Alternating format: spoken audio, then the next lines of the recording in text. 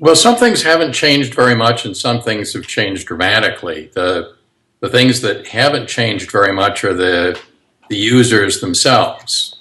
I think the more important changes have been in the structural features of the environment within which they operate.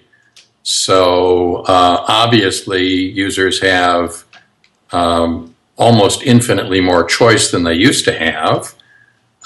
Since the beginning of the 20th century, at least when we talk about electronic media, it's all been linear. So you had to sort of conform your own activities to what the media were serving you at a particular time in a particular place. Now, obviously, there's much more that's on demand. And all of these things allow people to do things that they might have been inclined to do 100 years ago, but were never able to do. And now they're empowered in a certain sense by these technologies. So that's been the big change. And it produces, as you know from having read the book, I actually looked at some of your reviews. Thank you very much. It's created both the possibility and in some sense the realization of audience fragmentation. So audiences get much more distributed across all of these options. Although the curious thing is that they remain remarkably concentrated on a relative handful of the things that are out there for a variety of reasons. The other thing that's caused considerable concern is that people can self-select into what are sometimes referred to as enclaves or echo chambers, and that has the potential to contribute to social polarization on any one of a number of dimensions. Probably the one that's been most studied is the so-called red media, blue media divide.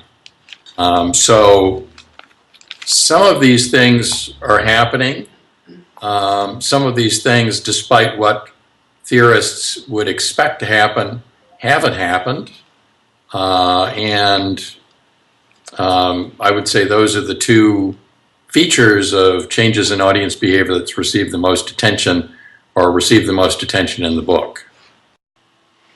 My read on your book is that you have a healthy skepticism about the ability of users to sort of fight back against the power of a Mark Zuckerberg, and yet we also live in this time when traditional media power might be eroding. Is that fair? Yeah, I think that is fair. The traditional media power is eroding at least to the extent that, you know, in the good old days, a broadcast television network in the United States might hope to capture a third of the audience. That's a completely unrealistic expectation, short of something like the Super Bowl or maybe some big awards program. And in that sense, they're less powerful. Their soapbox isn't quite that much higher above other people's. And yeah, I do have a healthy skepticism about the ability of individuals to enact what it is they want to enact whenever they want to do it. So one of my gripes, which is probably evident in having read the book, is that, I mean, there's a real rhetoric of user empowerment these days, that it's anywhere, anytime, media, you can get what you want, you can do what you want, the consumer is king, we've all turned into prosumers, the people formerly known as the audience have gone off to do, and I think that's completely overhyped.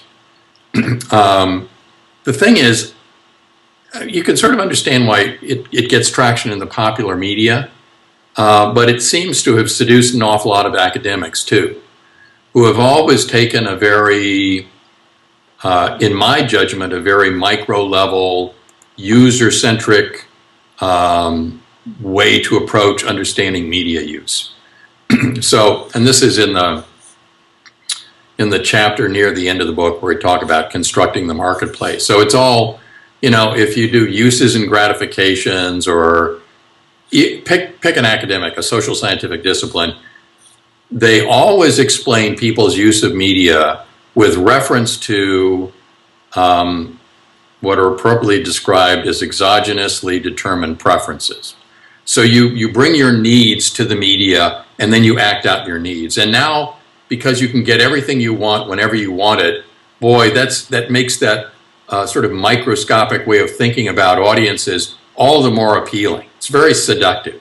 And it's completely wrong-headed because they assume that the media in this model are passive and they pay no attention to the way data increasingly drives the digital environment. So it's not that they're wrong, it's just that they're only looking at half the picture. So, I mean, that's one of the themes that I harp on when I talk about the message of the book. People aren't nearly as empowered as many popular narratives would have you believe.